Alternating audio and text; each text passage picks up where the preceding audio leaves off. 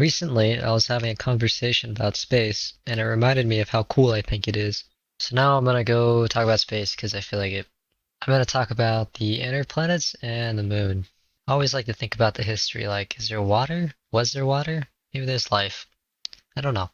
I don't think it's really necessary to talk about the Earth, but I will say it does stand out nicely against the other planets. No, just look at it. I think it's fair to talk about the moon before moving on to the other planets. For some reason, Earth has a giant moon, and the other planets don't have one. Mars has a couple, but they're super tiny. So far, the theory is that something the size of Mars, called Theia, smashed into Earth, and then was captured. Judging by how no other planet has a moon this size, it's safe to say that we might have just gotten lucky that we even have a moon. I think that fact alone makes the moon interesting, not to mention all the things it does for us, like controlling the tides, giving the Earth a stable rotation. Back then, Earth used to spin really fast. One day, 4,500 million years ago, would have looked something like 6 hours. I think another thing that would have been cool to see at the time was seeing the moon 5 inches away from the Earth. Hello, it's me but on the moon. Our first encounter with the moon was in 1959. The Soviet Union sent a probe out, did the first flyby of the moon. The most notable event you probably know of was a crewed landing in 1969 with Neil Armstrong by NASA. Thank you, me on the moon. Yep. I think all the missions in preparation to going to the moon were just as interesting, but that's a whole topic on its own. So you might be wondering, why did we stop sending people to the moon? Well, that was the end of the space race, and the Saturn V rocket was quite expensive. It would have costed around $1 billion to launch today. If you're bummed out, NASA happens to be working on a project called Artemis. They're planning on sending people to the moon in 2027 in order to go to Mars. Personally, I think it'd be pretty neat to see that in our lifetime. Now let's talk about the planet Mercury. You might know that Mercury is the closest and the smallest planet to the Sun. It has no moons, and has a thin exosphere. It gets really hot on one side and super cold on the other. And when I say hot, I mean 800 degrees Fahrenheit hot. Hello, it's me but on Mercury. I'm sure you know what it feels like to get your face blasted with 400 degrees of heat from the oven, and it's even hotter than that. It also gets pretty cold, negative 290 degrees Fahrenheit cold.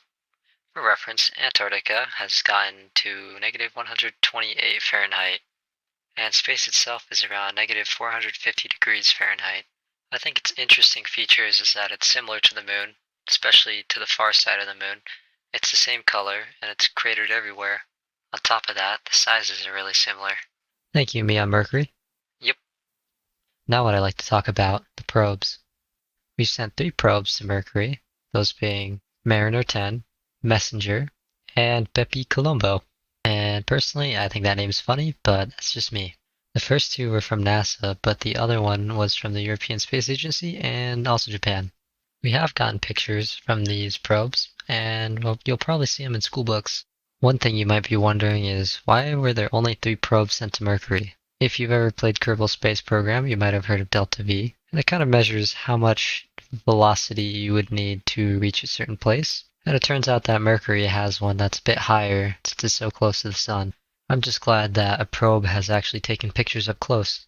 Something interesting to me about space history is that NASA was sending interplanetary probes in 1962, and around that time they're trying to send people to space from 1958 to 1963 in something that NASA called Project Mercury, and it's a different Mercury, it just happens to have the same name. I think my favorite thing about space history is the timeline. In a few years, people went from shooting missiles into the sky to sending probes to other planets. I would like to continue on to the next planet, Venus.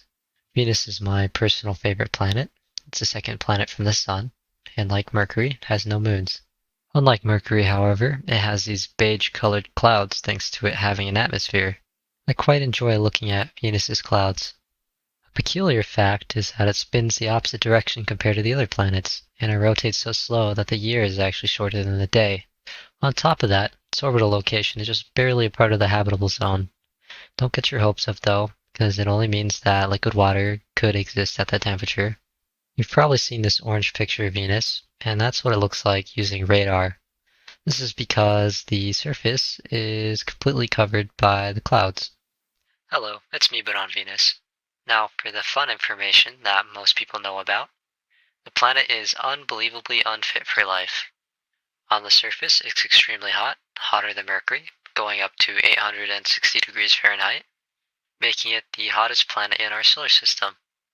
This is thanks to the super thick clouds surrounding the planet, which also gives the pleasant effect of having a surface pressure of 1,330 psi.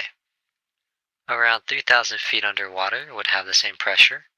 If I put a submarine on the surface of Venus, it would probably survive before being melted and corroded. And personally, I think that's impressive. And fun fact, did you know that it rains acid, but it's so hot that it can't even reach the surface? Me neither.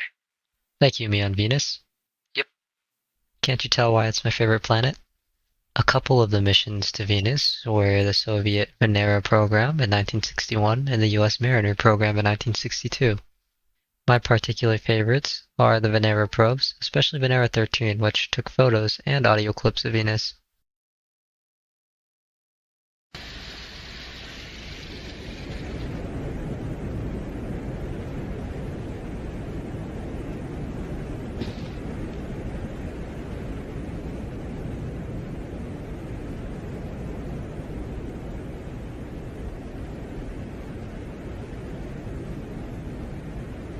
I remember being mind blown that somehow we got to the surface and took some pictures.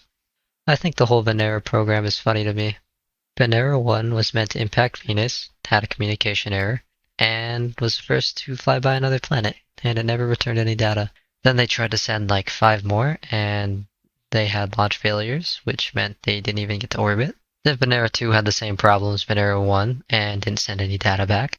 Venera 3 lost communication as soon as hitting the atmosphere. And after a few more errors and rockets blowing up, Venera 4, 5, and 6 finally gathered their information for the first time, entering the atmosphere in 1967, 6 years after failing, and then followed by more rockets blowing up. Then 7 and 8 successfully landed and returned data.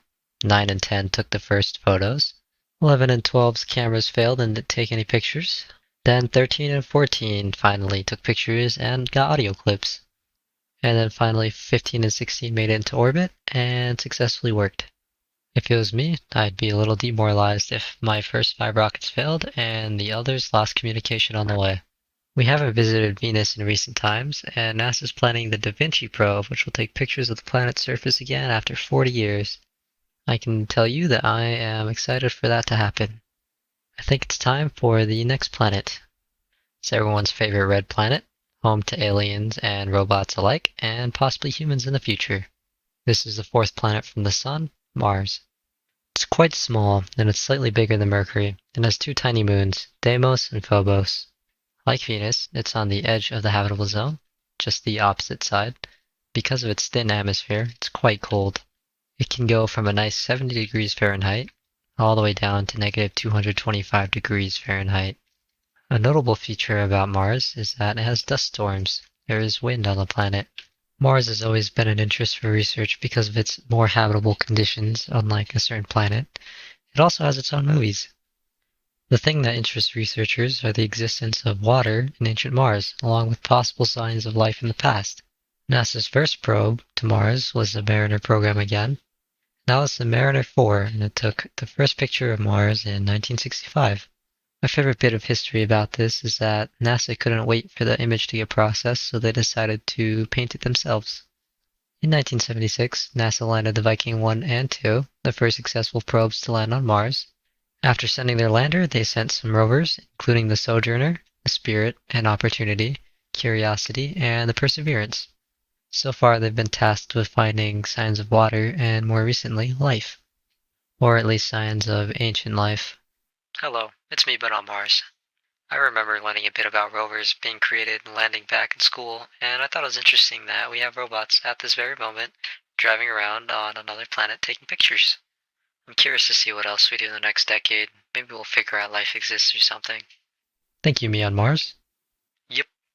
To wrap up this video, I just want to say I remember staring up at the moon thinking how cool the view would look from up there. I wanted to be an astronaut growing up, then realized the conditions suck, but at the very least, the pictures can bring me joy. And hopefully I can share that joy with the rest of you guys. I would like to thank Anton Petrov and NASA for the information for this video. Thanks for watching.